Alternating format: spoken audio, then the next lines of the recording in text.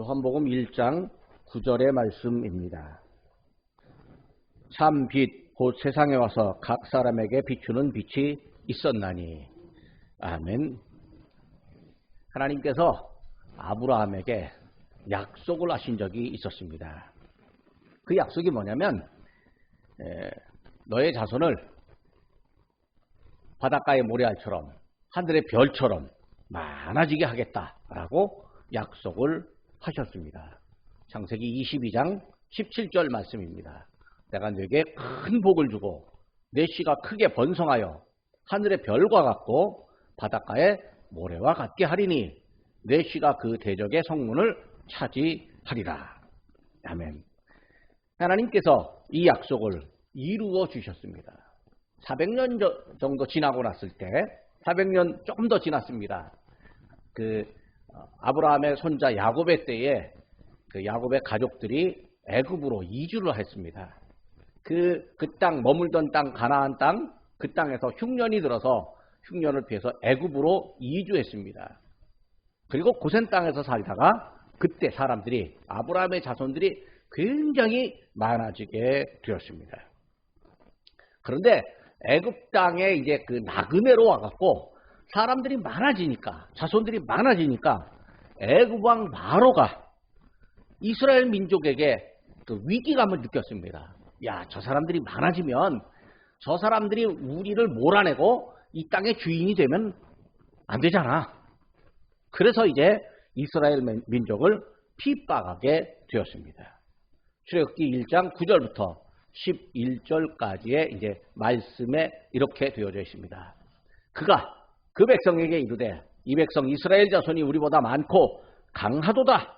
자, 우리가 그들에게 대하여 지혜롭게 하자.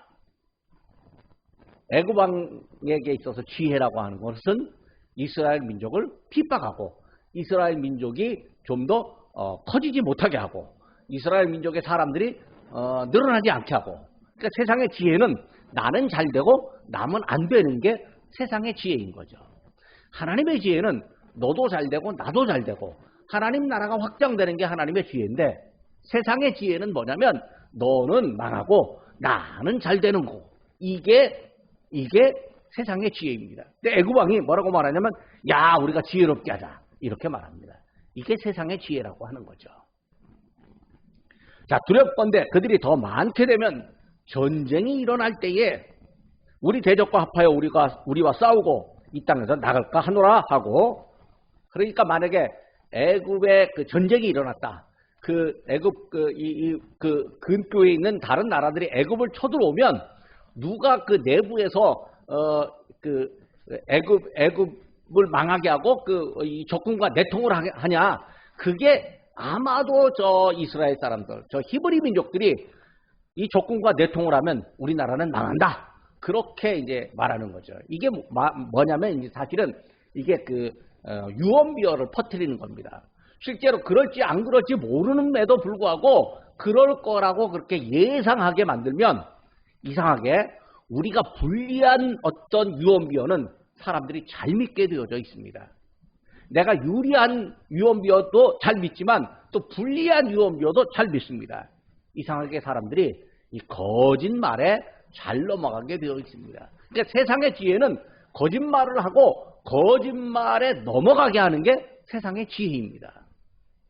하나님의 지혜는 그것이 아닙니다. 하나님의 지혜는 진실을 말하고 또 진실을 믿게 만드는 게 그게 하나님의 지혜입니다. 근데 세상의 지혜는 그게 아니었죠.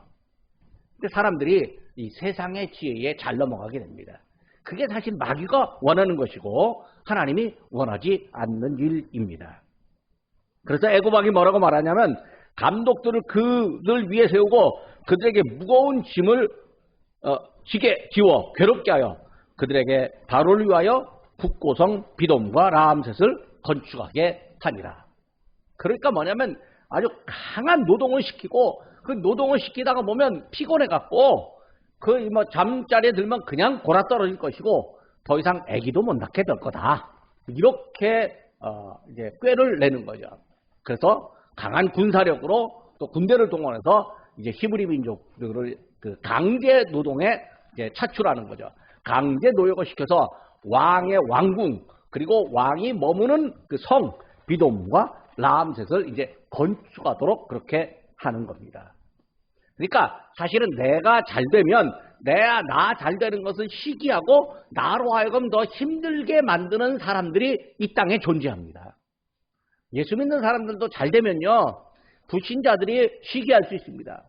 때로는 예수 믿는 사람들이 예수 믿는 사람을 시기할 수도 있습니다. 그래서 안 되기를 원하는 그런 경우도 있습니다. 자, 그러면요, 이제 이 강제 노역에 오랫동안 강제 노역에 시달리면 사람들이 이제 한숨 쉬게 됩니다. 야, 못 살겠다, 이렇게 말하게 되는 거죠. 그러니까 우리끼리 못 살겠다라고 말하면 되는데, 중요한 건 예수 안 믿는 사람들은 못 살겠다라고 말할 때 이 누구에게 살려달라고 말하냐면 강한 힘을 가진 사람에게 살려달라고 말하거나 때로는 정치가들에게 살려달라고 말을 하게 됩니다. 그러나 믿음의 사람들은 하나님께 살려달라고 말을 합니다. 하나님, 나 지금 죽게 됐습니다. 나 지금 어렵습니다. 나 지금 살아갈 힘이 없습니다. 하나님, 우리에게 힘 주십시오. 하나님, 살려주십시오. 그렇게 기도하게 되어져 있습니다. 이게 이제 출애굽기 2장 23절에 그렇게 말씀합니다. 여러 해 후에 애굽 왕은 죽었고 이스라엘 자손은 고된 노동으로 말미암아 탄식하며 부르짖으니 그 고된 노동으로 말미암아 부르짖는 소리가 하나님께 상달된지라. 자, 하나님께서 이스라엘 민족들의 이 고된 노동 가운데 막 탄식하며 탄원하며 하나님, 우리 좀 살려달라고 간구하는데 하나님이 그 기도를 들었습니다. 그 간구를 들었습니다. 그러니까 사실은 하나님 앞에 알고 그냥 하나님 우리 살려주세요 라고 기도할 수도 있지만, 그냥 어려우니까 이 어려울 때 탄식하고 뭔가 살려달라고 말하는 건 이거 인간의 본능입니다. 그런데 하나님은 그 인간의 본능, 히브리 민족의 이 본능적인 탄식을 들었습니다. 왜 그럴까요? 히브리 민족에게 하나님은 내가 너희를 번성하게 하고 내가 너희를 나의 민족으로 나의 제사장으로 삼겠다라고 약속을 하셨기 때문에, 그 약속 때문에 하나님은 그 사람들의 탄식 소리를 들은 거죠. 여러분, 우리가 하나님의 약속을 받았으면요, 하나님은 우리의 탄식 소리를 들으십니다.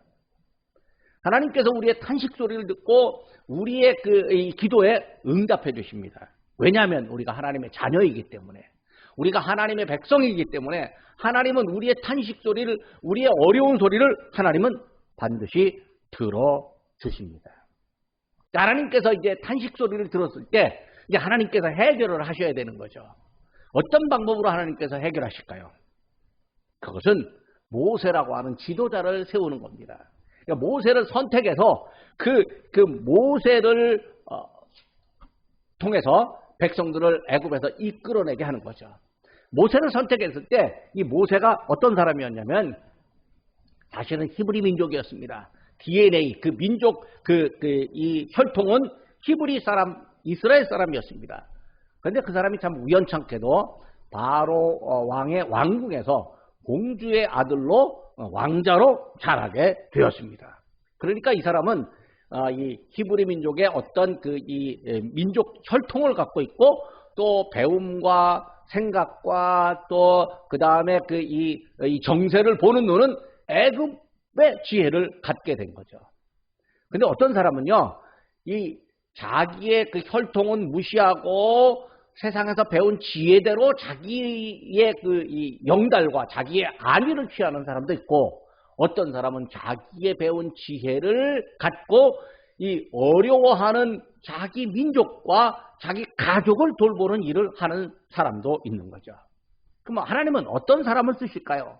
하나님은요, 자기 안위와 영달을 꾀하는 사람보다는 가족과 민족을 위해서 희생하고 봉사하는 사람을 쓰시는 거죠.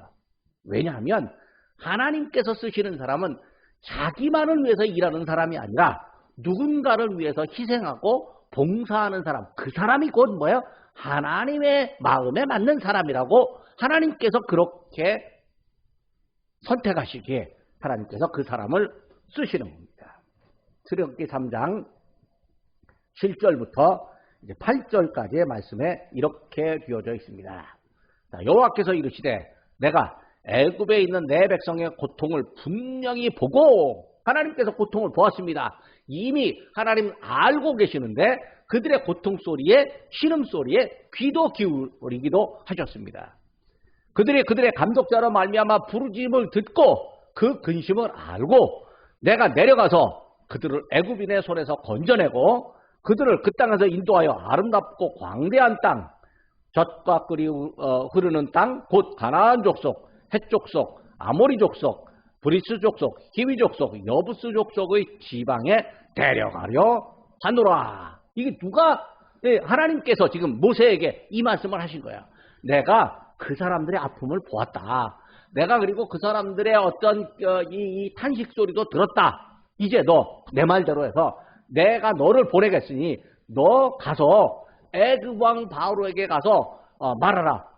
하나님께서 이 백성을 데리고 나간다라고 그렇게 말하라 라고 하나님께서 모세에게 말씀해 주시는 겁니다. 그러니까 모세가 이제 하나님 말씀에 순종해야 할 수밖에 없는데 모세도 가만히 생각해 보니까 자기가 약해 빠졌어요. 그래서 하나님 나 못합니다 라고 말하는데, 하나님은 한번 선택한 사람이 아무리 자기가 안 한다고 해도 하나님은 끝까지 그 사람을 불러다가 쓰시게 되어 있습니다. 그러니까 하나님의 손에 붙들리면 아무리 빠져나가도요 하나님 손에 붙들려서 쓰임받을 수밖에 없습니다. 그럼에도 불구하고 거절하면 하나님께서 그 사람 버려버립니다. 하나님이 그 사람 버리면요 그 사람 인생은 이미 끝나는 겁니다. 그러니까 하나님께서 붙들고 쓰려고 할 때 그냥 순종하는 겁니다. 예, 하나님 뜻대로 하겠습니다 라고 그렇게 순종을 해야 하는 것이죠. 자, 모세에 의해서 이스라엘 백성들이 가나안 땅에 들어갔습니다. 가나안 땅에 들어가서 또 이 사람들이 이제 생육하고 번성하는 일을 하게 되었습니다. 하나님의 약속처럼 그 땅에서 모래알처럼 사람이 많아졌습니다. 하늘의 별처럼 번성하게 되었습니다. 와, 가나안 땅에서 하나님의 약속과 하나님의 은혜를 이제 영원토록 누리는 것 같았습니다. 남부럽지 않게 평화롭게 살게 되었습니다. 그런데요, 사람들이 배가 너무 부르고 아무 걱정이 없게 되면요 하나님을 잊어버립니다. 애굽에서 고통받았을 때는 하나님을 기억하고 하나님께 부르짖었는데 가나안 땅에서 잘 먹고 잘 살게 되니까 하나님을 잊어버리게 되는 거죠. 하나님을 잊어버리면 어떻게 될까요? 먹고 노는 일에 열중합니다. 하나님을 잊어버리면 또 어떻게 될까요? 하나님 아닌 다른 것이 나를 지켜준다고 우상을 찾아가게 되어 있습니다. 왜? 우상을 찾아가면 내 말초신경에 내 몸에 즐거움을 주는 어떤 일을 거기서 하는 겁니다. 하나님께 헌신하고 봉사하는 것은 내 몸의 즐거움도 있겠지만 사실은 내 영혼의 즐거움이고 내 몸에는 약간의 괴로움도 따라옵니다. 뭐 일부러 내 몸에 상처를 주고 그다음에 금욕주의를 실행하는 건 아니지만 나에게 약간의 피곤함이 따라옵니다. 왜냐하면 하나님의 뜻대로 다른 사람들을 살리고 다른 사람들을 도우려면 나는 피곤하게 되어져 있습니다. 그런데 내가 잘 먹고 잘 살고 잘 누려보려고 하면, 그리고 더 즐거워 보려고 하면 나는 편하고 좋은데 누군가는 이제 괴로움을 당하게 되는 것이죠. 그러니까 하나님을 잊어버리게 되는 거예요. 자, 하나님은 당신을 잊어버린 백성들을 향해서 어떻게 하실까요? 당신을 잊어버리면 하나님께서 당신에게 돌아오기를 원하도록 어떤 행동을 하십니다. 그 행동이 뭐냐면 그들에게 고난이 닥치는 겁니다. 자, 애굽 땅에서 이스라엘 백성들에게 고난이 닥쳤습니다. 잘 먹고 잘 살다 보니까 이게 힘을 키우는 일을 못했습니다. 그냥 놀다가 보니까 이방 나라들이 침략했을 때 그냥 그 사람들에게 속수무책으로 당하고 이방 사람들의 종살이를 하게 되는 겁니다. 종살이 하다가 보면 또 하나님을 찾게 됩니다. 그럼 하나님께서 야, 이 사람들 내가 구해줘야지 그러면서 사사, 판관을 보냈습니다. 사사를 보내니 이 사사가 이 하나님의 은혜를 받고 강력한 지도력을 발휘해서 이스라엘 백성들을 모아서 전쟁을 하고 또 이방 나라를 쫓아냅니다. 그리고 이제 그 나라의 평화가 찾아옵니다. 그 땅에 평화가 찾아옵니다. 그런데 이상하게도요, 또 지나고 나면 이 우상을 섬기다가 힘이 약해져서 이방의 종로로 됐던 그것을 망각하고 맙니다. 사람은요, 그 망각의 존재입니다. 사람은 과거와 역사를 통해서 배워야 되는데 망각의 존재라고요. 이스라엘 사람들이 망각하고 나니까 또 타락하게 되는 거죠. 또 고난을 받는 겁니다. 이 땅에 우리도요, 망각을 많이 합니다. 역사의 아픔이 있었는데 그 아픔을 망각하기도 합니다. 어른들이 자녀들에게 이 역사의 아픔을 제대로 가르쳐주지 못하는 경우가 있었습니다. 이스라엘 백성들이 여호수아 때 여호수아가 나는 나와 내 집은 오직 하나님만 섬기겠다, 여호와만 섬기겠다라고 선언했을 때 그 이스라엘 장로들이 우리도 그렇게 하겠습니다라고 약속했는데 웬걸요, 여호수아가 죽고 나서 사람들이 다 잊어버렸습니다. 자녀들에게 신앙교육을 하지 않았습니다. 자녀들에게 하나님의 그 구원하심에 대해서 말하지 않았습니다. 그러니까 세대가 바뀌면서요, 사람들이 하나님을 모르고 살게 되는 거죠. 그러다가 고통당하고 나면 옛날에 우리 아버지 우리 어머니가 하나님 찾았지, 나도 하나님 찾아가야지, 이렇게 하면서 돌이키게 되는 경우가 있습니다. 그래서 사사시대 때 보면요, 타락했다가 회개하고 또 사사가 나타나서 구원해주고 백성을 구원하고 회복하고 또 시대가 지나면 또 타락하고, 이런 순환이 악순환으로 계속 반복되게 되었습니다. 근데 왜 그랬냐? 그 사실은 왕이 없으니까 사람들이 자기 마음대로 살았다라고 하는 거죠. 사사기에 뭐라고 말을 하냐면 사사기 17장 16절에 이렇게 말합니다. 그때에는 이스라엘에 왕이 없었으므로 사람마다 자기 소견에 옳은 대로 행하였더라. 또 사사기 21장 25절에도 이렇게 말합니다. 그때에 이스라엘에 왕이 없으므로 사람이 각자 자기의 소견에 옳은 대로 행하였더라. 그러니까 내 생각, 내 마음대로 살아보겠다라고 하는 거죠. 왕이 있으면 법이 있고 원칙이 있고, 그래서 이 왕의 명령에 따라서 살아야 되는데 왕의 명령이 없으니까 내 마음대로 살게 되겠다라고 하는 거죠. 자, 여러분, 이 땅에 왕이 있어도 그 왕이 세운 어떤 법칙과 원칙에 따라 살아야 하지만 중요한 건 믿음의 사람들은 하나님께서 우리의 왕 되심을 우리가 믿고 있습니다. 그러면 하나님이 원하시는 그 원칙, 진리, 하나님의 말씀대로 우리가 살아야 되는데 이 땅의 사람들이 하나님의 말씀은 영원하지 않아. 하나님의 말씀은 그 시대에 따라서 그거 바뀌는 거야. 진리? 그런 게 어딨어? 진리도 시대에 따라서 바뀌는 거야. 이렇게 말하는 사람들이 많이 있습니다. 그걸 이제 우리는 탈현대주의, 포스트 모더니즘이라고 그 철학적 그 용어로 그렇게 말을 합니다. 포스트 모더니즘이라고 하는 게 뭐냐면 진리 존재하지 않아. 그리고 뭐 세상을 따르는 원칙 그런 거 존재하지 않아. 각각 모든 사람의 생각이 다 각각 일리가 있어. 그 사람의 생각이 옳은 거야. 이렇게 말을 합니다. 물론 그런 그 포스트 모더니즘이 나오게 된 배경에는 현대주의 시대 때에 어떤 원칙을 내세워서 힘들고 어려운 사람들을 무시하고 그 힘들고 어려운 사람들의 그 삶을 외면하고 그들은 더 어려워지게 만들고 가진 사람들은 더 가져보려고 하는 이런 그 악순환, 이런 양극화 현상이 생기는데 가진 사람, 힘이 있는 사람들이 자기네들 입맛에 맞는 법과 원칙을 세워서 가난하고 힘들고 어려운 사람들에게 따르도록 하고 그들은 더 어렵게 만드는 그런 이 가진 사람들의 나쁜 행동 때문에 그런 거 안 돼. 모든 사람이 다 귀한데 그러나 귀한 만큼 진리도 여러 가지야. 이렇게 말을 하게 되는 거죠.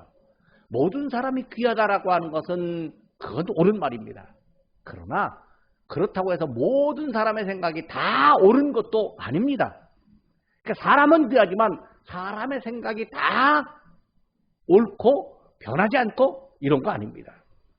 그러니까 포스트 모더니즘이 그렇다고 해서 좋은 게 아닙니다.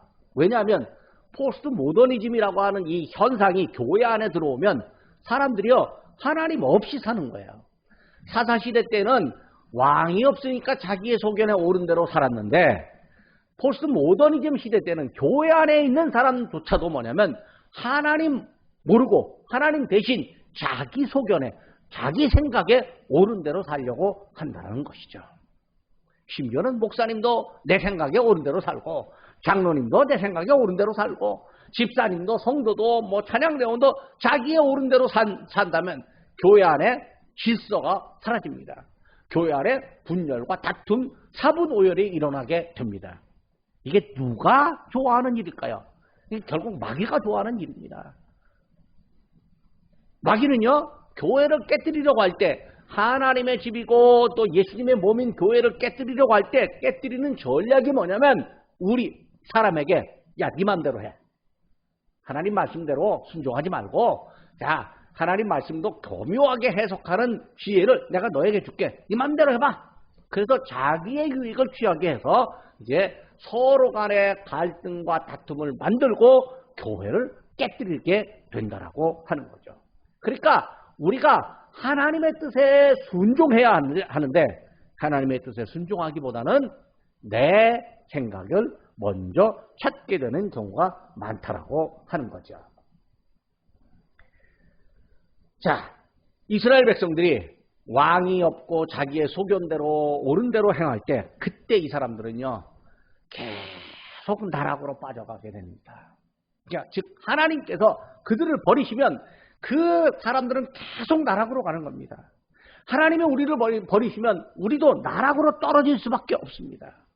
잠시 뉘우친다 할지라도 다시 하나님과의 언약을 잊어버리고 하나님의 약속을 잊어버리고 그리고 하나님 앞에 예배를 드린다고 하지만 하나님 앞에 예배를 제대로 드리는 것이 아니라 진심이 담기지 않은 제물, 그냥 형식적인 제물만 드리고 거칠의 예배만 드리고 거칠의 계명만 지키게 됩니다. 그러니까 자구에 의해서 지키면 되지 마음을 다해서 지키는 게 아닙니다. 이사야서에 보면요 그들이 하나님 앞에 예배를 드릴 때 뭐라고 말하냐면 아이고 우리가 이 안식일 지키는 게 왜 이렇게 번패스러운고, 그러니까 안식일 지키는 게 왜 이렇게 귀찮은지 몰라 이렇게 말합니다. 이 땅에 우리에게도 믿음이 떨어지고 우리가 벌받을 짓을 하는 게 뭐냐면 아이고 예배 드리는 게 너무 귀찮아, 아이 또 예배 시간 돌아왔네 귀찮아, 이런 생각이 들어가는 순간 우리는요 하나님으로부터 멀어져 있다라고 하는 사실을 기억해야 합니다. 그들은요 하나님 앞에 예물을 드릴 때도 진심으로 예물을 드리지 못하고 거칠애로 지키는 것, 이것으로 만족하고 있었습니다. 자, 말라기 1장 13절에 보면 이렇게 말합니다. 만군의 여호와가 이르노라 너희가 또 말하기를 이 일이 얼마나 번거로운고, 하나님 앞에 예물을 드리는 게 너무 번거롭다 그러면서 코웃음치고 물건과 훔친 물건과 저는 것 병든 것을 가져왔느니라. 너희가 이같이 봉헌물을 가져오니 내가 그것을 너희 손에서 받겠느냐, 이는 여호와의 말이니라. 그러니까 하나님 앞에 예물을 드리는데 훔친 거 드리는 거예요. 병든 거 드리는 거예요.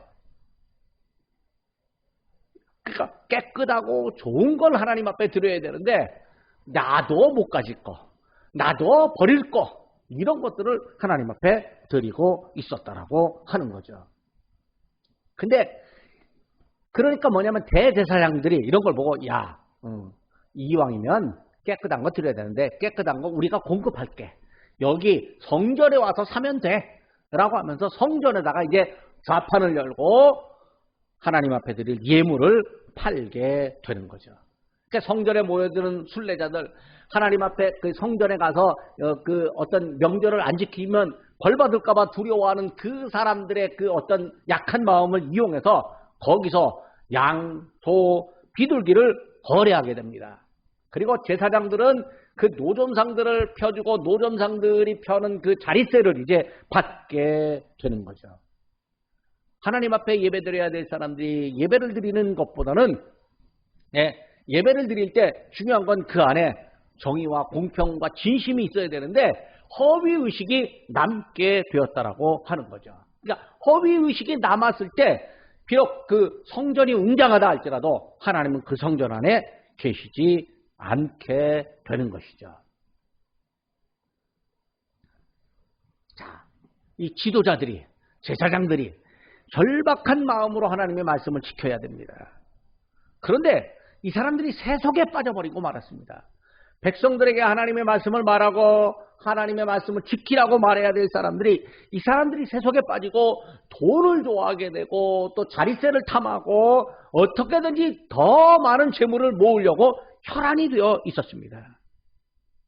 하나님의 말씀을 되새기고 그 말씀을 전하려고 하는 생각보다는 어떻게 하면 내 주머니를 더 채우고 어떻게 하면 더 맛있고 좋은 것으로 배부를까, 이렇게 생각하게 되었습니다.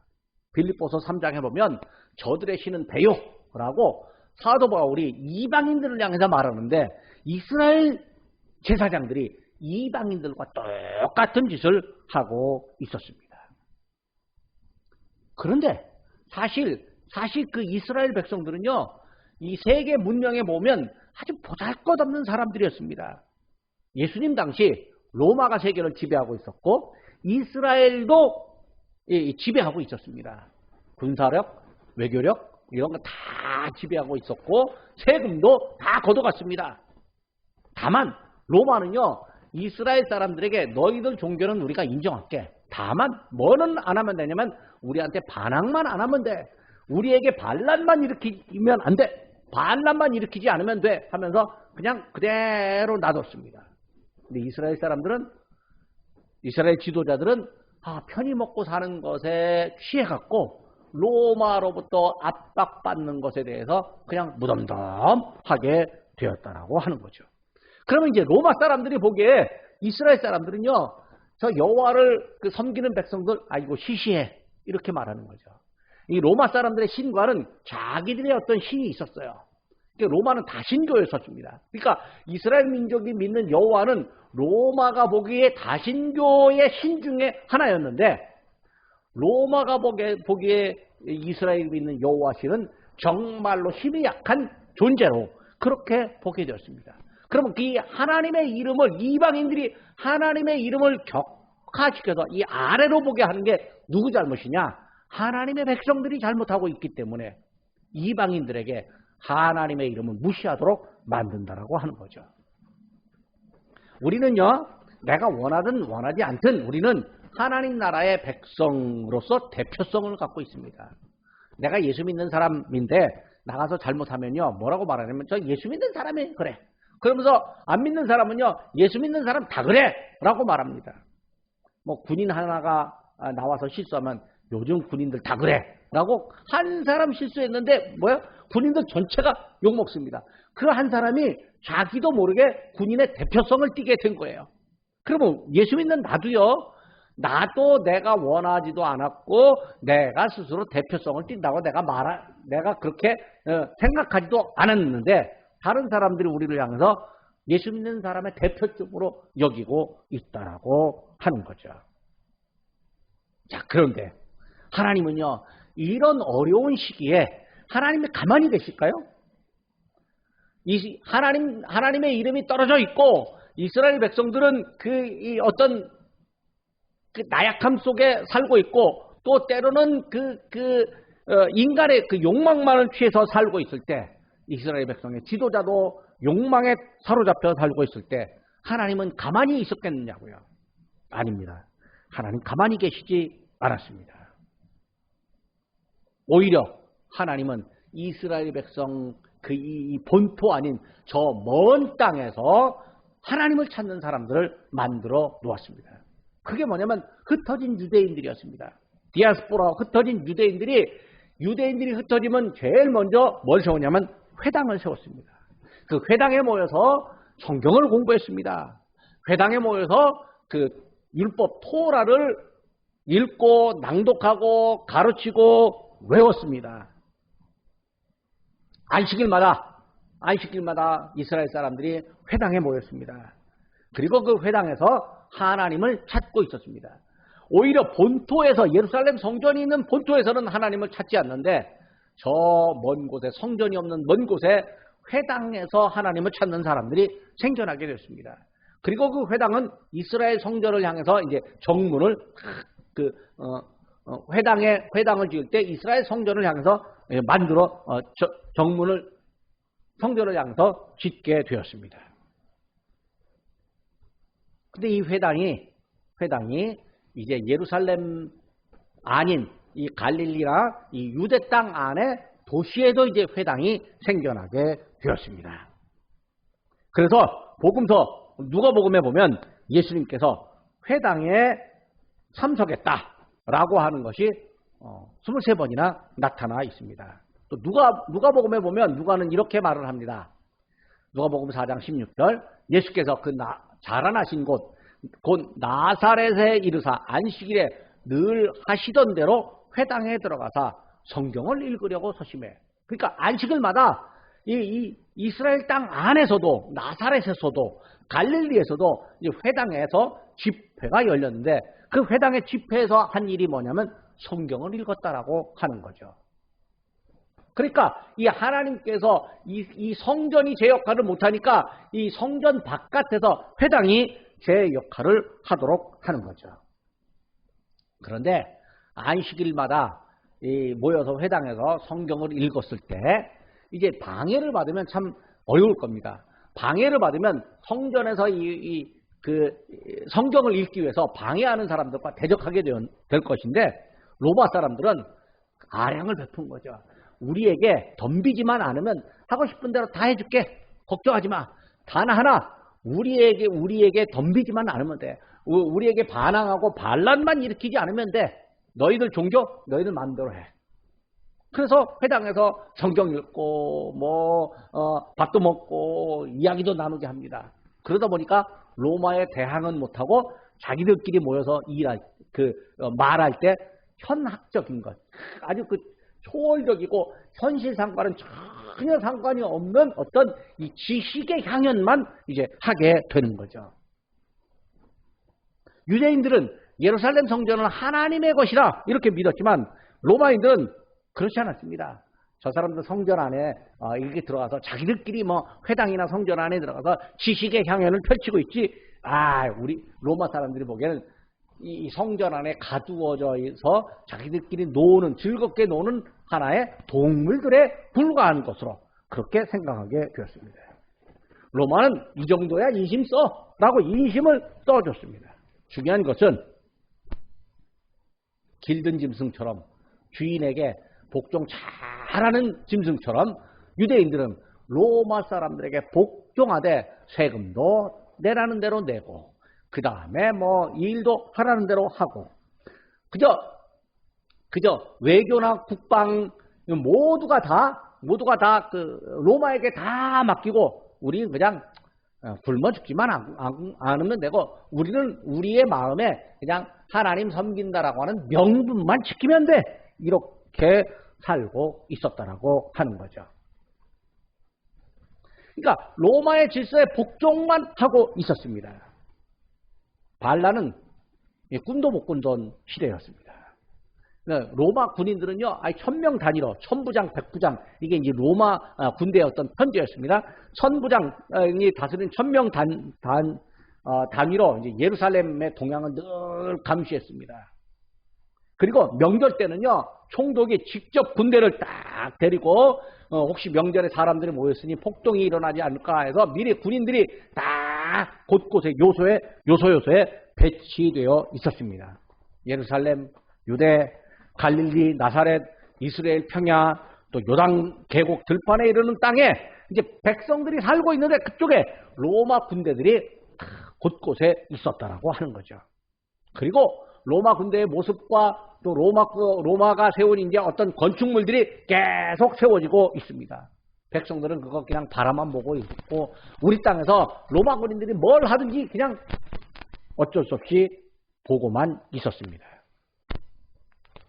그때 이제 유대인들은 우리가 나라를 잃어버렸구나 라고 느끼는 그런 몇몇의 사람들이 있었습니다. 이 사람들이 갖게 된 게 메시아여 어서 오시옵소서 이렇게 메시아 대망사상을 갖게 되는 거죠. 그러니까 이 사람들이 이 하나님 앞에 결국 어떤 사람들은 메시아 대망 사상을 갖고 있지만 또 어떤 사람들은 메시아를 모른 채 그냥 그 현실에 안주해서 살게 되었습니다. 이사야 5장 2절 말씀입니다. 땅을 파고 돌을 제하고 극상품 포도나무로 심었도다. 그 중에 망대를 세웠고 또 그 안에 술틀을 팠도다. 좋은 포도 맺기를 바랐더니 들포도를 맺었도다. 이게 뭐냐면 하나님께서 이스라엘 백성들에게 정말 극상품 포도가 되도록 하나님께서 이스라엘 백성을 극상품 포도 종자로 만들고 심었다라고 하는 거죠.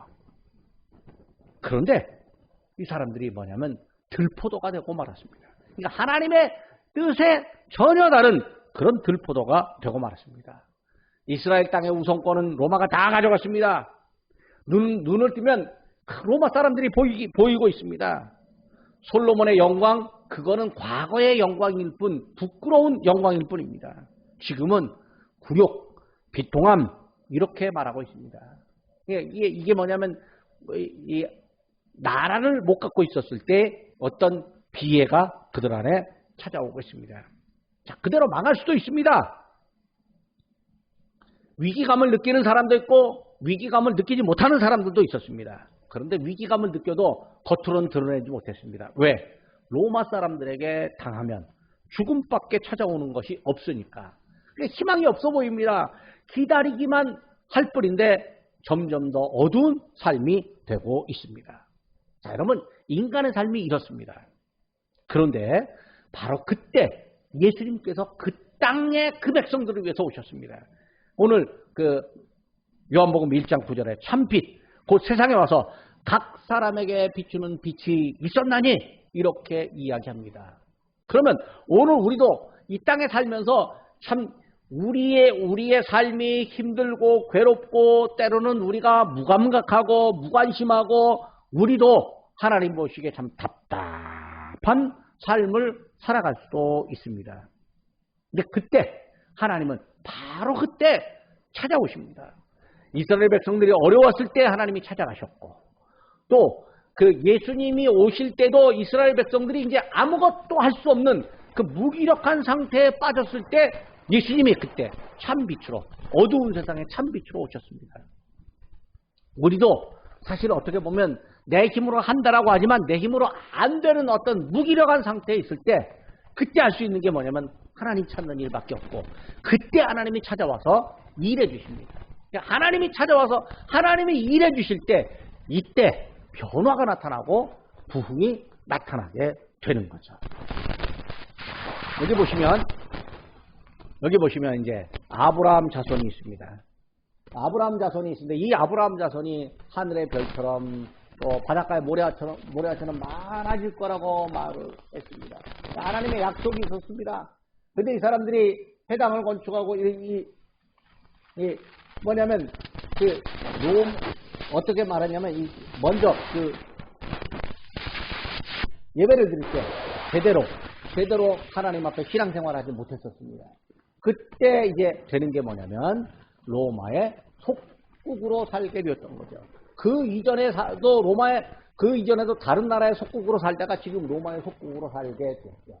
그런데 그때 뭐냐면 한쪽에서는 율법을 배우고 회당에서 다시 하나님의 말씀을 찾는 사람들이 있고 이 어려운 시대 때 예수님이 그 땅에 찾아오게 되었다라고 하는 거죠. 결국 우리도요 그 과거에 예수님 오실 그 당시와 똑같은 현상들이 오늘 이 시대에도 있을 수밖에 없습니다. 그러니까 우리가 과거의 역사로부터 뭘 배우냐면 과거의 역사 때 예수님이 오셨던 그 시기에 있었던 현상들이 오늘 이 시대에도 그런 현상들이 생겨나고 있습니다. 정치가들이 또 신앙을 이끌어가는 믿음의 지도자들이 과거에 그 사람들과 비슷한 일들을 답습하고 있을 때 이때 사람들은 더 힘들고 어려워집니다. 그러나 하나님은 알고 계시고 찾아오심을 우리가 기억하게 됩니다. 오늘 이 시대에 우리가 하나님께서 찾아오시기를 간구하는 그런 믿음의 기도가 있어야 하겠습니다. 기도하겠습니다. 하나님 아버지 은혜를 감사를 드립니다. 하나님께서 저희를 사랑하시고 하나님께서 이 땅과 이 백성들의 삶을 알고 계시며 또 하나님께서 고통의 기도를, 탄식의 기도를 들으시기도 하고 또 사람들의 이 어려운 면을 보기도 하시며 찾아오심을 압니다. 사람들이 타락했을 때, 사람들이 하나님을 멀리했을 때 우리 하나님은 그들을 책망하고 돌이킬 기회를 주시지만 또 때로는 더 오랜 시간 동안 그 백성들이 희망이 없도록 만들어 주시기도 하지만, 그러나 하나님은 그 희망 없는 세상에 우리 예수님을 희망으로, 온 세상의 소망으로 보내주시고 저희에게 예수님을 알고 믿고 바라보고 예수님을 의지하게 하시니 감사를 드립니다. 저희가 예수님을 의지하고 살아가는 믿음의 사람이 되도록 인도해 주시옵소서. 은혜의 백성으로 살도록 우리 하나님께서 인도하여 주시옵소서. 저희 믿음의 백성들과 은총의 백성으로 살아가는 그 놀라운 은혜가 저희 안에 있도록 인도하여 주시옵소서. 저희들이 기도합니다. 주 앞에 바르게 서고 주님이 이 땅에 오셔서 이 땅에서 주의 뜻을 이루어 주시되 저희 믿음의 사람들을 통해서 이루어 주시고 또 교회를 통해서 이루어 주시기를 저희가 간구합니다. 주의 은혜로 저희와 함께하여 주시옵소서. 예수님 귀하신 이름으로 기도드립니다. 아멘.